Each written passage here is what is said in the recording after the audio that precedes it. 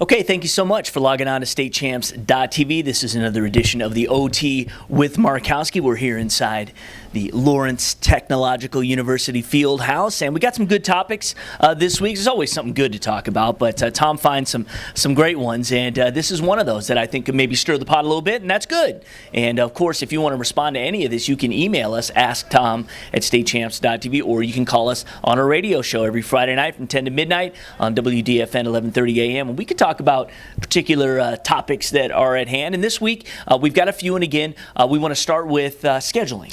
Well, a lot of our topics that we talk about are brought up by coaches I talk to on a weekly basis. And Tim Conley, the coach and athletic director at Southfield, made a point where, his team is kind of on a bubble. Obviously, they need a win to get into the playoffs this week, and he's thinking that the crossovers that the red and the white division in the OAA is just becoming too much. It's adding another tough game to the schedule, which is already tough. We've already made known how tough the white division is this year, and the red is always tough. Yes. But he says, adding that game where you cross over the third place team with the third place team with the white and so on, second place against second place, it's just really adding more than a team needs to play. Right.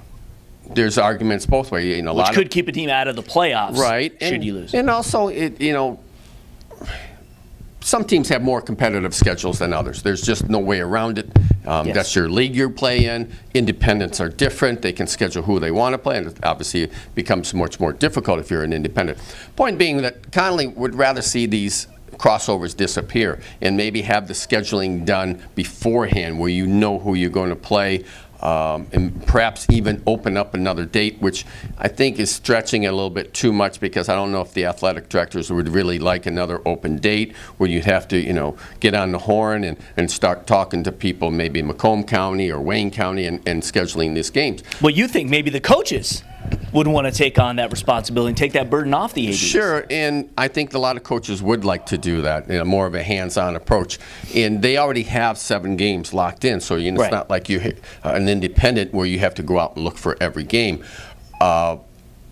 Granted, like the beginning of the season, Southfield played Detroit Northwestern. I'm not sure who they have scheduled next year, but it's something they have to look at, go to different leagues to see where their open dates are at. Now, naturally, during the season, it's real hard to schedule a game. They play these crossovers in week 8. Mm-hmm. They'd have to rearrange their scheduling, maybe leave 2 open dates in the beginning, which is more conducive to scheduling a non-league game. Right. Instead of waiting for the 9th week, for example, which you can schedule some 9th week game. The PSL has open dates there. The Catholic League has open dates. You have to lock yourself into that one.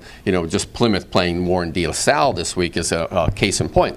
But the point Tim is making is just too much is too much. And his point is, because you play all these tough games, he knocked 4 of the kids out of a Troy Athens game for Troy Athens. One had a concussion.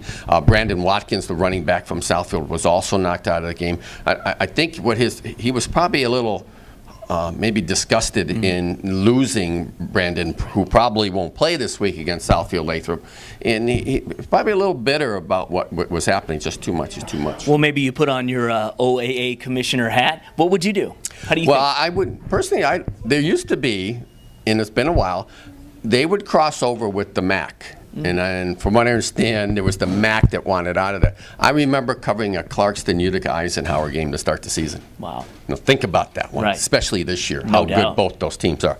And we're getting back to what Tim was saying, is that too much? But if it is, then schedule somebody else. If you don't want that big tough game to open the season, for instance, Tony Petrito wants to open up with Clarkston every year. Him and Kurt Richardson get along well, and they said, well, if we have an open date, let's play Clarkston, Rochester Adams every year. And neither coach has any problems with it. That Right. fills their one void.